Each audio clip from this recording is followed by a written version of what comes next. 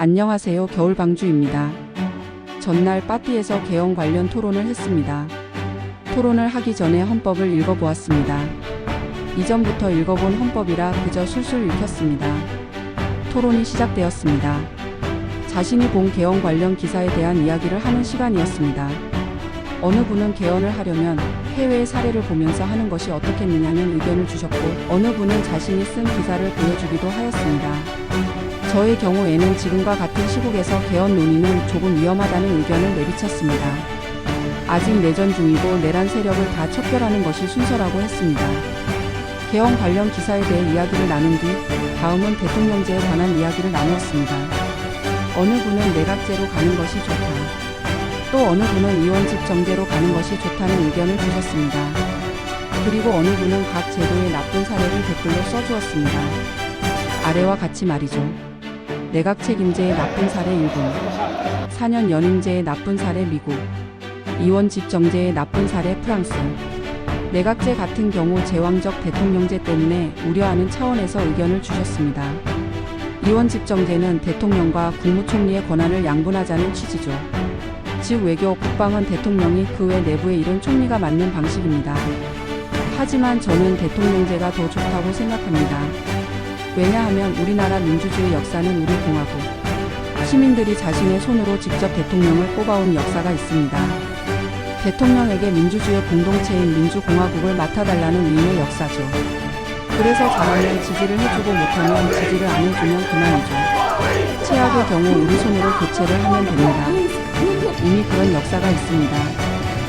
4.19 혁명, 6월 항쟁, 2016 촛불혁명. 네. 그렇기 때문에 우리 대한민주주의 공화국은 대통령제로 가야 한다고 생각합니다. 우리의 손으로 교체를 해야 하기 때문입니다. 그 길만이 우리 민주 공동체를 영속시킬 수 있는 방법이라고 굳게 믿고 있기 때문입니다. 이것이 큰별쌤 최태성 선생님이 말씀하신 민주주의 법칙 중 언제든지 교체가 가능해야 한다는 것과 부합합니다. 국가를 운영하는 사람들을 우리 손으로, 국가를 운영하는 사람들을 우리 손으로. 의원 내각제는 제왕적 대통령제 문제 때문에 나온 의견들인데 말 그대로 국회 다수를 차지한 당이 내각을 책임지는 것입니다.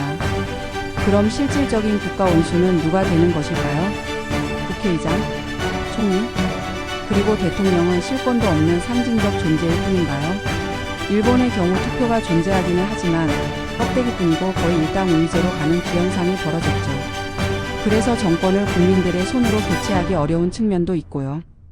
그러다 보니 일본 국민들은 체념을 하기에 이른 것이죠. 의원직 정제에서 총리가 나오는데 총리는 선출직이 아니라 임명직입니다. 대통령 임명 권한입니다. 우리들의 손으로 뽑은 것이 아니란 말이죠. 과연 누가 이를 납득할지 알 길이 없군요. 잠시 이야기가 샜는데 개헌을 들고 나오는 사람들. 특징을 보면 내란의 죄에서 벗어날 국리를 하는 사람들로 보입니다. 이 부분은 나중에 따로 준비하여 다시 이야기하겠지만 개헌을 하자는 국민의 소망을 이용하려는 술책임이 틀림없습니다.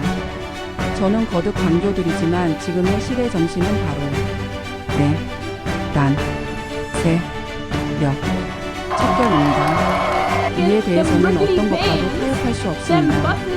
개헌은 그 뒤에 해도 절대 늦지 않습니다. 이상 겨울방주입니다.